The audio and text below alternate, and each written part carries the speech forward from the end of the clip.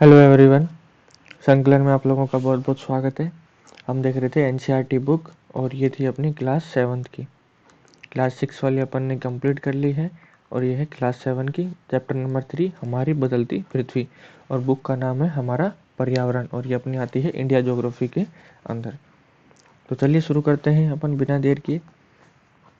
सबसे पहले स्थल मंडल अनेक प्लेटों में विभाजित है जिन्हें स्थलीय मंडल प्लेट कहते हैं। यानी स्थलीय मंडल प्लेट अपना जो स्थल मंडल है, जो पृथ्वी की भूपट्टी है या जो पृथ्वी के अंदर की जो प्लेटें हैं वो अनेक प्लेटों में विभाजित है।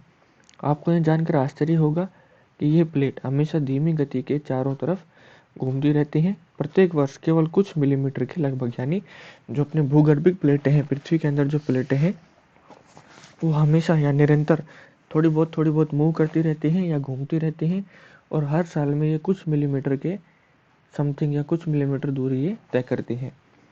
पिघले हुए मैग्मा से होने वाली गति के कारण ऐसा होता है। यानी जो मैग्मा पिघला हुआ होता है पृथ्वी के अंदर, वो जब गति करता है उस गति के कारण या उसकी गति के कारण जो पृथ्वी की आंतरिक भूगर्भीय प्लेटें हैं उनमें गति होती है या उनमें परिवर्तन होता है। पृथ्वी के अंदर पिघला हुआ मैग्मा एक वृत्तीय रूप में घूमता रहता है, जैसा कि क्रियाकलाप में दिखाया गया है। अब ये क्रियाकलाप है, इसमें बताया गया है एक पानी लीजिए और इस पानी में क्या बताया गया है कि इस पानी को गर्म करने के लिए और एक रंगीन कागज की ये बॉल ले ली, उस पानी में डाल दी और इसको गर्म करने के लिए रख दिया। अब जैसे ही ये पानी गर्म होता है तो पानी के गर्म होने के साथ साथ ही जो ये बॉल है वो भी सतह से ऊपर चली जाती है। ठीक है। और जैसे ही ये पानी ठंडा होता है ये वापस नीचे आके तली में आके बैठ जाती है। तो सेम इसी प्रकार जो अपने पृथ्वी का मैग्मा होता है वो भी गति करता है और जैसे ही वो गर्म होता है या दाब उस पर अधिक पड़ता है तो ऊपर की ओर गति करता है, जिसकी वजह से प्लेटों में हलचल होती है। और फिर जैसे ही वो ठंडा होता है तो वापस से जम जाता है, जिसकी वजह से भी उसके कारण भी अपने पृथ्वी की जो आंतरिक भूगर्भीय प्लेटें हैं उनमें भी परिवर्तन होता है। फिर प्लेट की इस गति के कारण पृथ्वी की सतह पर परिवर्तन होता है। पृथ्वी की गति को उन बलों के आधार पर विभाजित किया गया है जिनके कारण ये गतियां उत्पन्न होती हैं। जो बल पृथ्वी के आंतरिक भाग में घटित होते हैं उनको अंतर्जनित बल या एंडोजेनिक फोर्स कहते हैं। यानी कुछ बल जो पृथ्वी के आंतरिक भाग में घटित होते हैं या आंतरिक भाग में परिवर्तन करते हैं, जिनसे प्लेटें हिलती हैं, उन्हें बोला जाता है अंतर्जनित बल या एंडोजेनिक फोर्स। एवं जो बल पृथ्वी की सतह पर उत्पन्न होते हैं उन्हें बहिर्जनिक या एक्सोजेनिक फोर्स कहते हैं। यानी जो बल पृथ्वी के बाहर सतह पर होते हैं। अब बाहर कौन कौन से हो गए? अंदर वाले तो अपन ने देख लिया कि जो मैग्मा होता है उस मैग्मा के कारण पृथ्वी के अंदर जो बल होते हैं, परिवर्तन होते हैं, वो तो होता है अंतर्जनित बल। अब जो बाहर वाले बल होते हैं वो होते हैं जैसे अपना हो गया अपर्दन हो गया, पानी की वजह से अपर्दन हो गया, बाढ़ की वजह से बल लग रहा है या घर्षण की वजह से बल लग रहा है या फिर अपना वायु अपर्दन हो रहा है, वो सब आते हैं बहिर्जनिक या एक्सोजेनिक फोर्स में।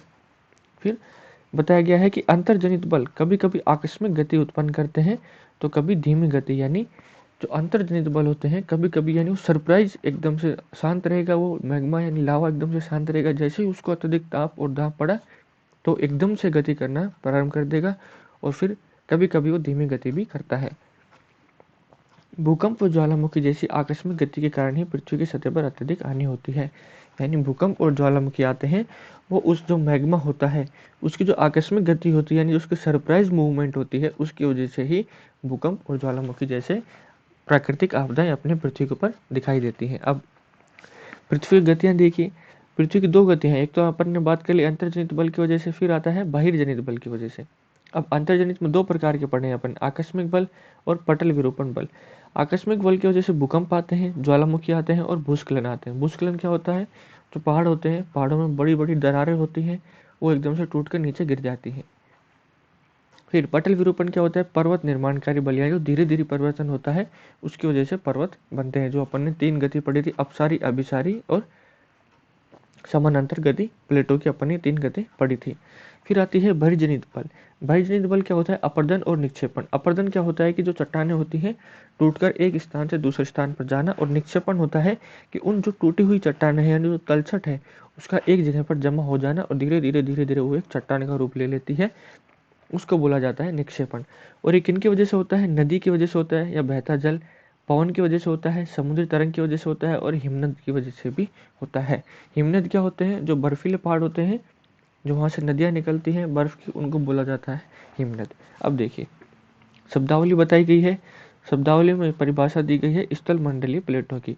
भूपर्पट्टी में अनेक बड़ी व कुछ छोटी कठोर असमान आकार की प्लेटें होती हैं जिन पर महाद्वीप व महासागर की सतहें टिकी हैं। ये होती हैं स्थल मंडलीय प्लेट। अब आगे बात करें कि ज्वालामुखी की बात करते हैं अपन। ज्वालामुखी भूपर्पट्टी पर खुला एक ऐसा छिद्र होता है जिससे पिघले हुए पदार्थ अचानक से बाहर निकलते हैं, जिसे चित्र 2.3.2। अब देखो ये एक ज्वालामुखी का चित्र है। ये तो अपनी है भूपर्पट्टी, यानी जो पृथ्वी की बाहरी सतह है वो है परपट्टी। फिर अपन ने मेटल, ये अपन ने पिछले क्लास में पढ़ा था कि मेटल कितनी बड़ी होती है और परपट्टी कितनी बड़ी होती है। फिर देखो यह है मैग्मा का कोष्ठ, यानी ये यहाँ पर पिघली हुई चट्टानें हैं। ये मैग्मा को एक प्रकार से अपन पिघली हुई चट्टानें भी बोल सकते हैं, क्योंकि ये अत्यधिक ताप और दाब के कारण पिघल जाती है। अब जैसे जैसे यहाँ से बाहर निकलना शुरू होती है, देखो जिस छिद्र से बाहर निकलती हैं उसको बोला जाता है क्रेटर। फिर साथ में गैस भी निकलती है और राख भी निकलती है। उसके बाद जब ये निकास होता है, यानी ये वेंट होते हैं, यहाँ से मैग्मा धीरे धीरे करके बाहर निकलता है और उसको बोला जाता है लावा। यानी जब तक ये अंदर रहता है तब तक तो उसको मैग्मा बोला जाता है, और जैसे ये बाहर निकल के आ जाता है छिद्र से तब उसको बोला जाता है लावा। अब देखो सबसे पहले ये शुरुआत में कभी निकला होगा तो इस प्रकार निकला होगा, फिर ये रुक गया, शांत हो गया, फिर ये यहाँ पे चट्टानें जम गई, फिर अगली बार फिर से निकला हुआ तो इस प्रकार से निकला हुआ, फिर तीसरी बार में इस प्रकार से निकला हुआ होगा ये, फिर चौथी बार में इस प्रकार से निकला होगा। यानी ऐसे ऐसे करके निकला मैग्मा या लावा निकला, फिर लावा ठंडा हो गया, ठंडा होकर यहीं पर जम गया। इस प्रकार से पूरा एक ज्वालामुखी का पहाड़ बन गया। अब देखो फिर बताया गया है कि इसी प्रकार स्थल मंडलीय प्लेटों की गति के कारण पृथ्वी की सतह पर कंपन होता है। यह कंपन पृथ्वी के चारों ओर गति कर सकता है।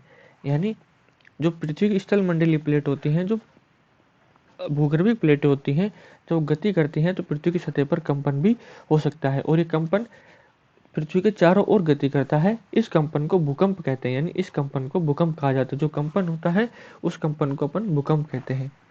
अब भूपर्पट्टी के नीचे वह स्थान जहाँ पर कंपन आरंभ होता है उसे उद्गम केंद्र कहते हैं, और उद्गम केंद्र के भू सतह पर उसके निकटतम स्थान को अधिकेंद्र कहते हैं। अधिकेंद्र से कंपन की तरंगों के रूप में गमन करती है। अधिकेंद्र के निकटतम भाग में सर्वाधिक हानि होती है। वह अधिकेंद्र की दूरी बढ़ने के साथ साथ भूकंप की तीव्रता धीरे धीरे कम हो जाती है।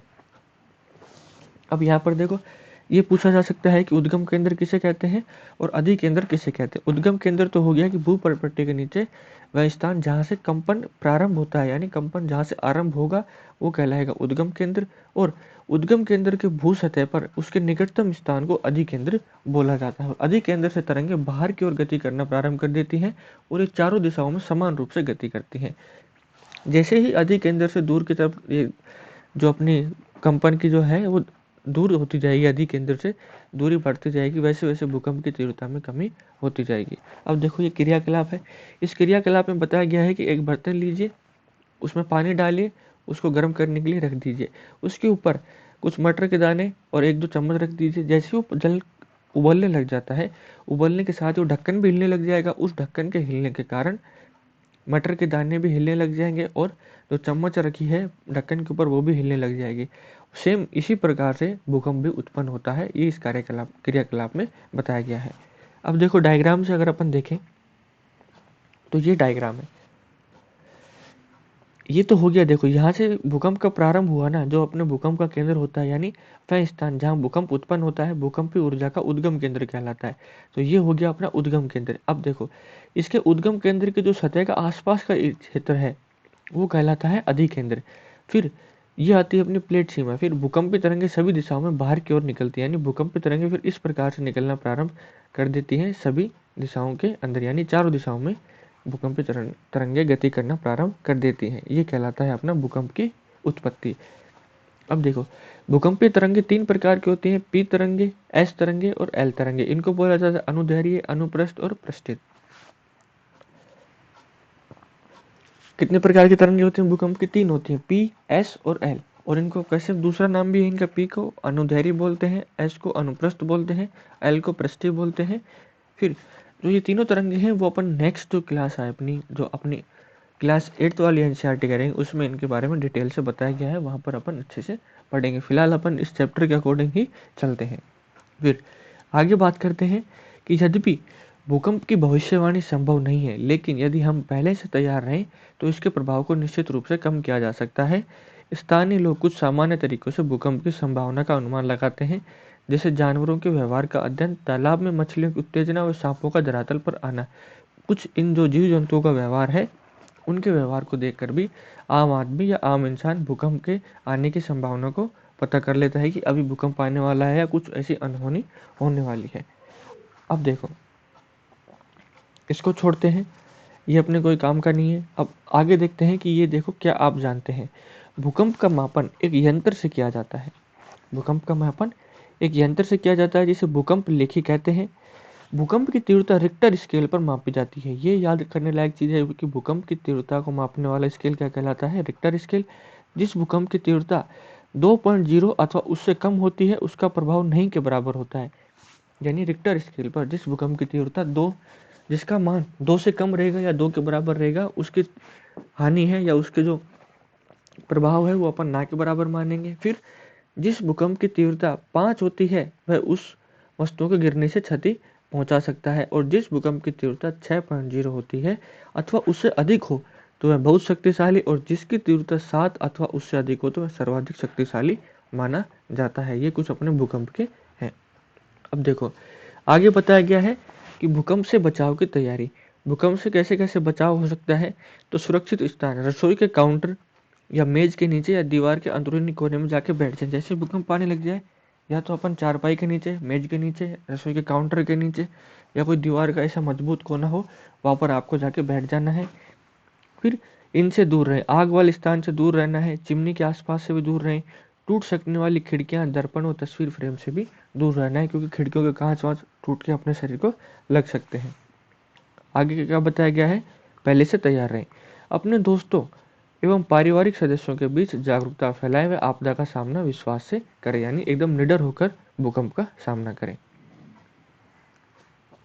अब आगे बताई गई है मुख्य स्थलाकृतियां। वो अपन ने अंतर्जनित फोर्सेस से जो निकलती थी, जो हानि होती थी, वो अपन ने पढ़ ली है। अब अपन बात करते हैं बहिर्जनित बल, यानी बहिर्जनित से अपन क्या क्या पढ़ सकते हैं। जैसे अपन ने पढ़ा था नदी से, समुद्र से, और वायु अपर्दन से, और हिमनदों से, वो सब अपन अभी पढ़ेंगे। अब क्या बताया गया है कि अपक्षय व अपर्दन नामक 2 प्रक्रमों द्वारा दृश्य भूमि लगातार विघटित होती रहती है। पृथ्वी की सतह पर शैलों के टूटने की अपक्षय की क्रिया होती है। भूदृश्य पर जल, पवन व हिम जैसे विभिन्न घटकों के द्वारा होने वाले क्षय को अपर्दन कहते हैं। वायु, जल आदि अपर्दित पदार्थ को एक स्थान से दूसरे स्थान पर ले जाते हैं और फलस्वरूप एक स्थान पर निक्षेपित कर देते हैं। अपर्दन एवं निक्षेपण के ये प्रक्रम पृथ्वी के धरातल पर विभिन्न स्थलाकृतियों का निर्माण करते हैं।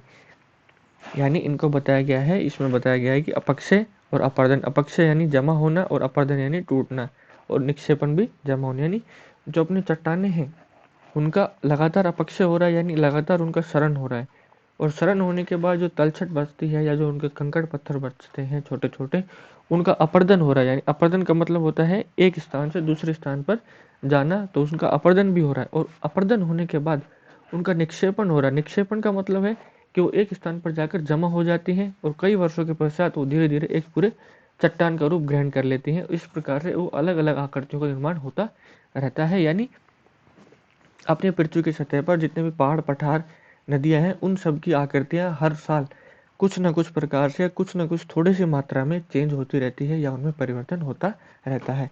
अब देखते हैं कि नदी के कार्य क्या है, या नदी से कौन कौन सी आकृतियां बना सकते हैं। अपन देखो, नदी के जल से दृश्य भूमि का अपर्दन होता है। दृश्य भूमि यानी जो अपने को सामने दिख रही है।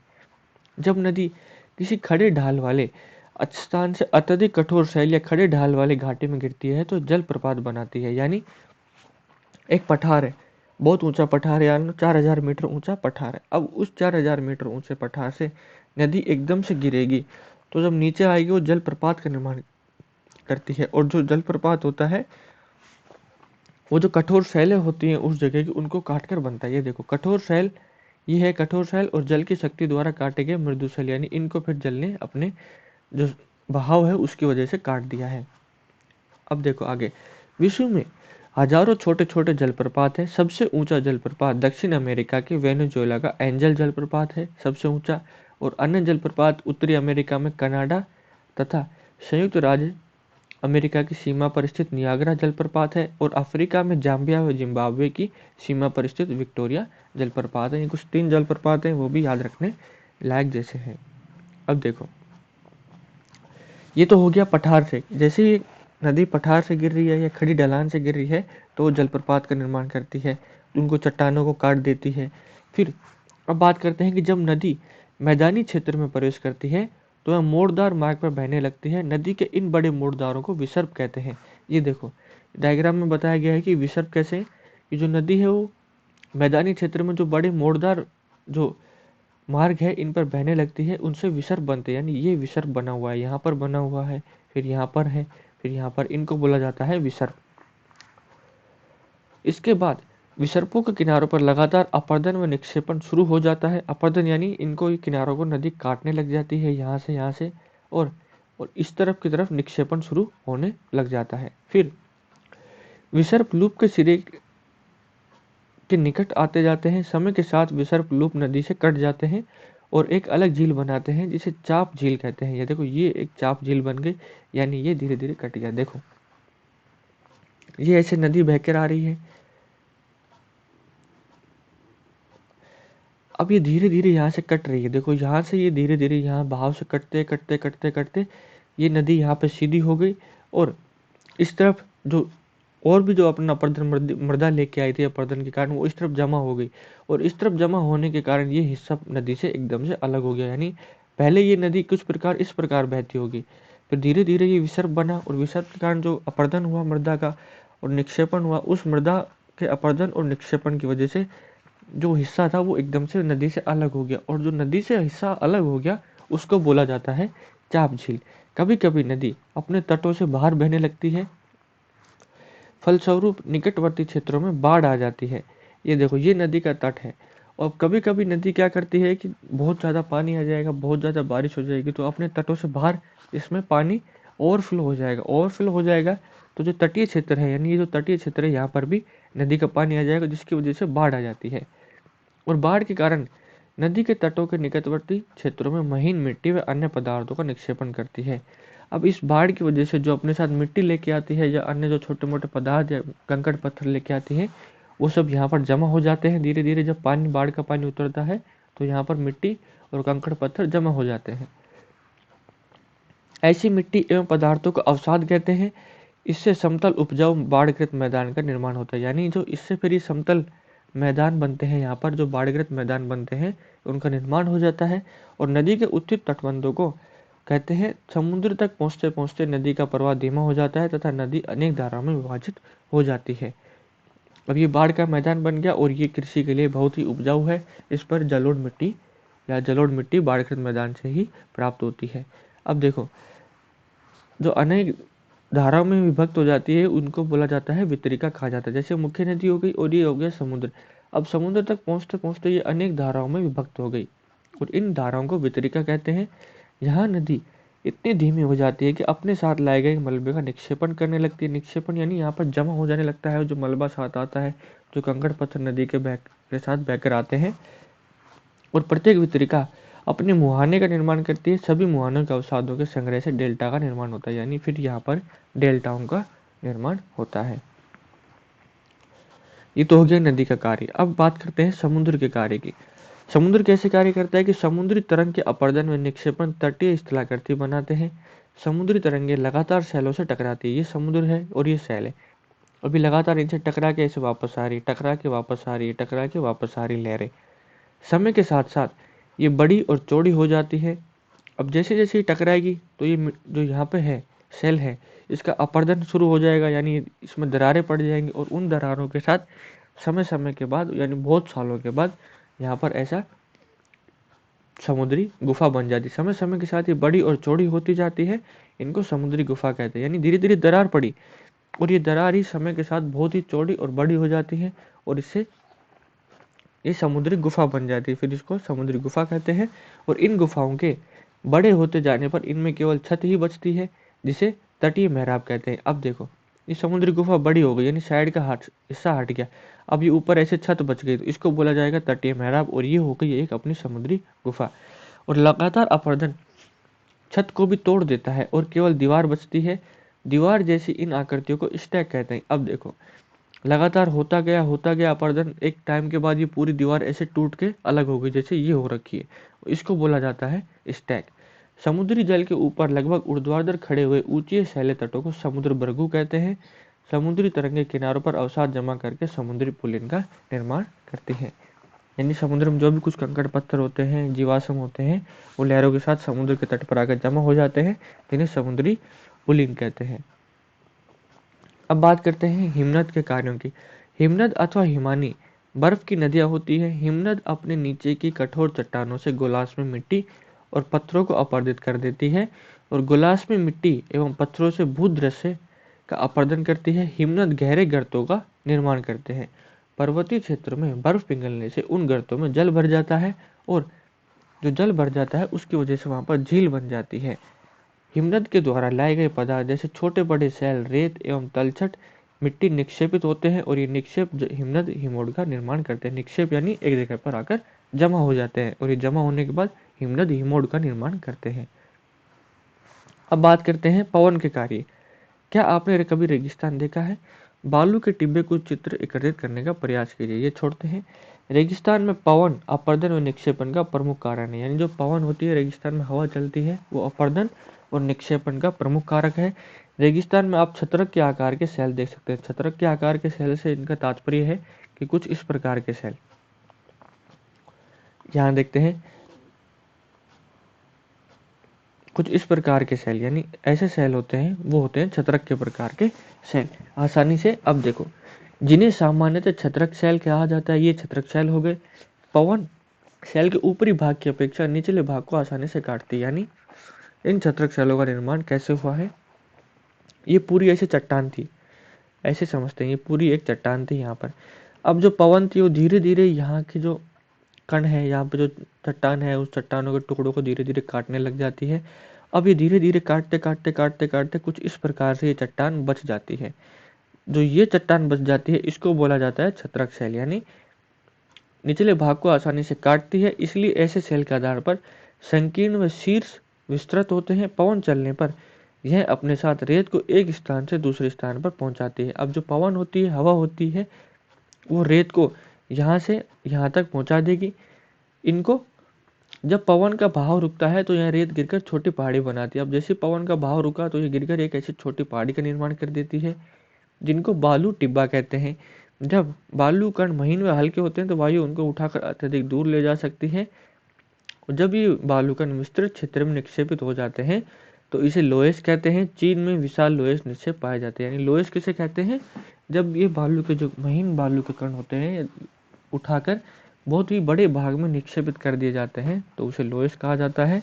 और ये बालू के कण बहुत ही महीन और हल्के होते हैं, जिसकी वजह से मृदा के द्वारा इनका अपरदन आसानी से हो जाता है। तो ये हो गया अपना चैप्टर नंबर कंप्लीट। अगर ये वीडियो अच्छी लग रही है तो लाइक कीजिए, अपने दोस्तों के साथ शेयर कीजिए और अपने चैनल को सब्सक्राइब भी जरूर करिए। और अगर आपको पीडीएफ चाहिए तो पीडीएफ मिलेगी अपने टेलीग्राम चैनल पर, जिसका नाम है @संकलन क्लासेज।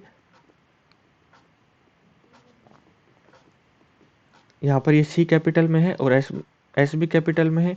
आप ये सर्च करेंगे तो आपको इस प्रकार से टेलीग्राम पर अपने चैनल का नाम दिखेगा, संकलन, वो आपको ज्वाइन कर लेना है। यहाँ से आपको वीडियो का नोटिफिकेशन भी मिलेगा और पीडीएफ भी प्रोवाइड की जाएगी। अगर आप यहाँ तक वीडियो देख ली है तो आप लोगों का बहुत बहुत धन्यवाद। मिलते हैं किसी ऐसे ही नेक्स्ट वीडियो के अंदर।